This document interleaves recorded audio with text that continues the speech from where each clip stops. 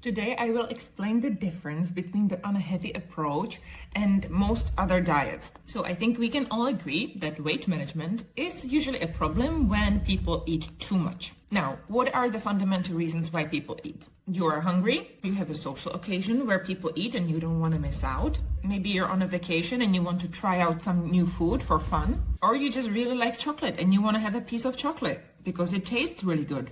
These are all very legitimate reasons why people eat, and diets that focus on limiting these reasons are not going to be sustainable in the long term because these actions are part of our normal daily lives. There are other reasons people eat, like eating for comfort, or people eat to avoid certain situations, like typical when you are not having fun at a party. It's easier to eat the cake than to explain to people why you're leaving early. Maybe you are in the full-blown disordered territory when you feel like you have to binge and you have no control over it whatsoever. Now, diets will usually focus on your calorie intake without actually asking what is the reason that you are eating in the first place. And I think that's a big mistake because you end up eating in a way that is making you hungrier, that is making your emotions worse, that is cutting you out from any social life that you want to participate in. But at the same time, it's making any problems like binging or comfort eating worse.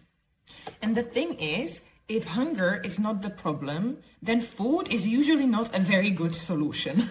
Eating food works fantastic when you are hungry. You eat something and then you're not hungry anymore for 3 or 4 hours, and then you eat again. But imagine you are bored. You eat a cookie. That takes you, let's say, 5-10 seconds. And then you are bored again. And not only you are bored, maybe now you are feeling guilty about eating that cookie. So not only did the cookie not solve your fundamental problem, but it added another problem on top of it. What if we just went to the root and we solved the problem that like you cannot stand being bored? Or let's say you're stressed and you just want to unwind after a long day at work. And so you go to your pantry and you eat a bag of chips. Are you actually any more relaxed? Probably not. You are probably feeling like a piece of shit. Or you eat yourself to this like stupor state when you don't actually even feel anything anymore. You just feel the pain in your belly and you want to go to sleep. So you postpone the guilt until the next day. Like, can you see how eating food in these situations is not helpful at all? It just